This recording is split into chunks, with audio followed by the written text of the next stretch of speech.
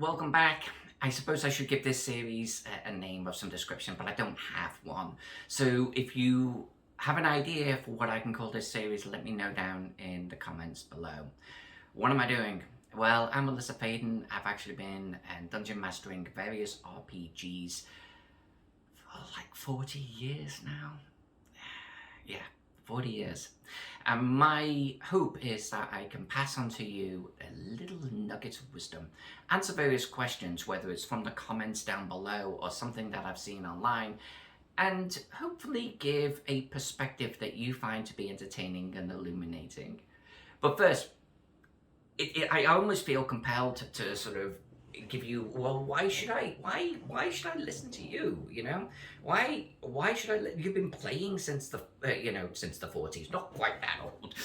You've been playing since the 80s, so what? I've been playing 20 years, or I've been playing 10 years, but I play 5 times a week. And hear me out, hear me out. I feel that we all got experiences, right? Good and bad. We all like different types of games, but there is a commonality of some things that go well and some things that don't. And when you sit there and you share with each other, whether you agree with the outcome or what to do about it or not, it's great to get different opinions. And I'm putting many ones on the table in the future. I'm putting an extra opinion on the table. So I figured that at the end of the day, though, I should tell you who I am, like my origin story, how I got into role playing, and it's different than you may think. Okay, so imagine the 80s, if you will. I'm at school, 13, maybe 14, something like that, and I'm a bit of a I'm a bit of a carry girl without the psychic powers, okay? I'm the geek, I'm the nerd, I got bullied. I, I'm not a socialite by any stretch of the imagination. But I have got some friends. And, to an extent, they're geeks and nerds too. Not all were. Chess club, computer club. These are the things that I enjoyed. And actually, they were, for the most part, all guys.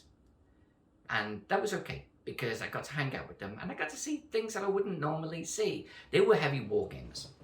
And if you're not familiar with wargaming, I'm not talking about Warhammer, okay? Warhammer didn't exist back then. It might have been on the brink, but it didn't exist. But England is big on wargaming, and I don't know why. It's part of the culture. And I'm talking about whether it be World War II, I'm talking about Napoleonics, I'm talking about, ancients, medievals, 28 millimeter miniatures, thousands of them on the table, hopefully painted. And there would be wargaming clubs. So even to this day, every town has multiple wargaming clubs. And through my friends at school, I got involved. And I got involved because actually I remember painting some Polish lancers, Napoleonics.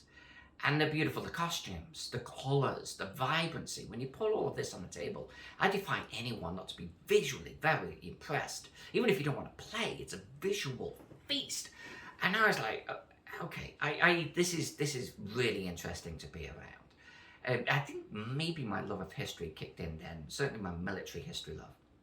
And I stayed up all night. Converting some Airfix miniatures into some Polish lancers for someone in the group. And when I went to their house the next day, and I've still got these miniatures in hand, I've literally got my mom's knitting needles, threaded through their hands. It was a lethal unit to handle. And it's like, well, if I've done all of this work, I want to play. I want to be part of this. So I did.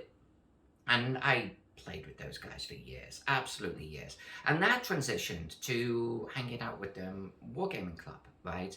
And we would all go to this wargaming club and we'd play various games, some good, some bad. And one night I'm playing a particularly boring game, okay? I don't know who was running it. It's irrelevant. It was a World War II game. And they palmed me off with these Bren gun carriers. They're basically little tiny, armored tanks without tops, or a couple of guys and a Bren gun. And yeah, sure, there's a line of 12 of them on the table. They look cute. Nice painting, nice.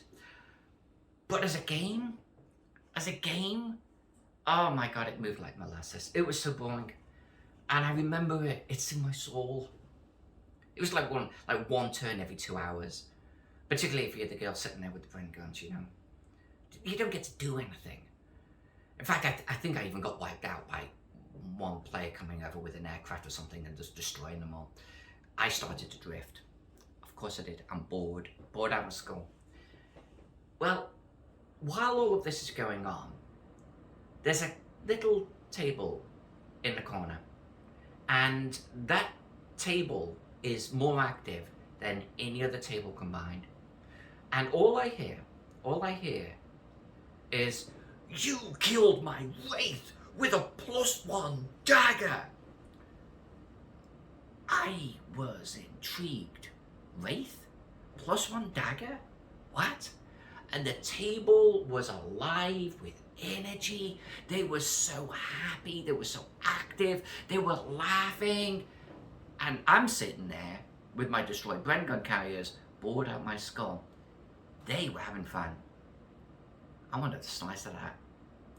I found out, I don't know how, I might have asked them that they were playing basic Dungeons and Dragons. And the very next day, I went into town, there was a little toy shop there, and I bought the red and blue box. I was the only one at school that actually knew what this was. It was right on the cusp in my hometown. And you can probably imagine, you know, you open up these rule books, and keep in mind, I'm a war gamer, okay? I can look at Donald Featherstone rules for movements of ships, or torpedoes, or men, or cavalry, whatever it is, and I'm good, thanks very much. But you throw into the mix charisma, wisdom, roll 3d6 for this, roll d20 for that. I'd never even heard of these dice. Never mind actually understand what charisma is. I actually remember being at the kitchen table, looking at my dad and going, "Dad, what's charisma?" And he actually didn't know. I got some kind of weird response, but it didn't define what I was reading in the book. I was on my own with this stuff. No one at school played this. I gotta figure this out. I played solo games for a while, and I used like chess pieces, dude, you know, and playing cards as walls, dominoes. I used those. I would set up a little dungeon, and I'd have these chess pieces in there, and Lord knows what else. And I tried out the rules. I got them wrong. I will admit, because I'm a wargamer. And I looked at this, the hit dice and hit points, and I'm like, I don't understand why a dragon would have 12d8. That seems ridiculous. They must mean that it's just got 12 hit points, right? So a skeleton's got 1 hit point, a zombie's got 2 hit points. That made sense to me. That's how we played to begin with. Got my friends over. We all had a go at it together, and we're wargamers, so we've got parties of 10 each. 2 elves, because they were the best, dwarf, humans, you name it. We had everything each, not one character each, a whole party each. And we would stonk into these dungeons like we were clear-cutting it as part of NARM or something. It was ridiculous. But we thought we were playing the right game. I always remember going to an open day at the local museum, and there was they were doing a GMing sort of role-playing open day, get people aware, bunch of adults, you know, doing it. And half a dozen tables set out in a room, and you know, friends and I, we all went along, and we sat down at this table, and there was a guy called Jeff. Jeff, I don't know if you're still out there, my friend, but you transformed the way I play. You actually fixed everything, so thank you. Much love to you. But we sat down, and Jeff, the GM who's going to teach us, handed us 1 miniature and 1 character sheet each.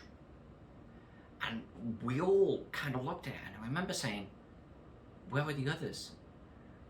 And we explained how we played. And I always remember he said, let's just try it this way. See if you like it. And we loved it. We loved it. And it finally twigged. It finally twigged how to play Dungeons and Dragons. One character, personality, some history, a little bit of back lore on them or something. One character sheet. This is how the stats work. Blew my mind. Blew my mind. It was a great experience. Throughout the 80s and the 90s, I played with the same guys every Saturday. We would hang out at school and just talk about Dungeons and Dragons. It caught on at school, and because they would talk to others who would talk to others, we ended up with like 10 people at some points in the group that would sort of rotate in and out. We had some jocks in the group. They wouldn't talk to me at school, but they loved playing in Dungeons and Dragons. But the only person that actually owns the rules at the time was me. And the only person that's actually now going to DM is me. So that ended up actually being a transformative experience. Is that a word? I'm going to make that a word. Because now I have to stand at the end of the table and I have to run a game for this bunch of guys. Like, you know, some of them are jocks and sports nuts. One of the best rugby player at school was there. A taekwondo sort of medalist was there. They all wanted to be entertained with Dungeons and Dragons, and it was on me to do that entertaining. And that honestly was one of the big evolutions of me as a person, because it forced me to have confidence, you know? It forced me to get up at the end of the table and talk to a small crowd of people. It gave me that ability to actually talk in front of people, crowds of people, and not be worried about it. Dungeon mastering enabled me to do that. It also, the whole thing, I mean, you know, the group would just go nuts. We would buy in all of these different rules, whether they be Bushido or, you know, chivalry and sorcery, Boot Hill, Gangbusters, James Bond, you name it, someone in the group bought it. Call of Cthulhu, RuneQuest, the list just goes on and on and on and on. And we played most of them. At least once we would play most of them, but we'd always come back, you know, to Dungeons and Dragons. And this went on for years and years and years. And some things went well, some things didn't, but, you know, ultimately my passion for collecting miniatures came out of this. The local shop would start carrying them. The first time I saw a little skeleton, you might even remember the miniature with the sword over his head. Very undynamic pose. I loved it. There's a Minotaur with the axe, remember that one? Bought that too. Started painting them because I did like painting miniatures. It was the birth of something great to me. It started decades of something wonderful. And in this series, I want to reveal, as a DM at the end of the table, and as a player when someone else was running, those highs and lows, and how I think things could be done better. Until then, hopefully you're getting a kick out of this. If you do, you know the score. Click that bell to get notifications, even though it doesn't work. Subscribe. I would love it if you did. Like the video. And maybe check out my Patreon, where I actually give away some of the maps that I've drawn, map components, and my modeling joys and painting and that type of thing. So go check that out. I love you.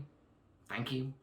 And I'll see you in the next video, where I'm actually going to get into the meat and the potatoes of this. And I'm going to talk about how I feel you can be better as a GM. Until then, keep on rolling those dice.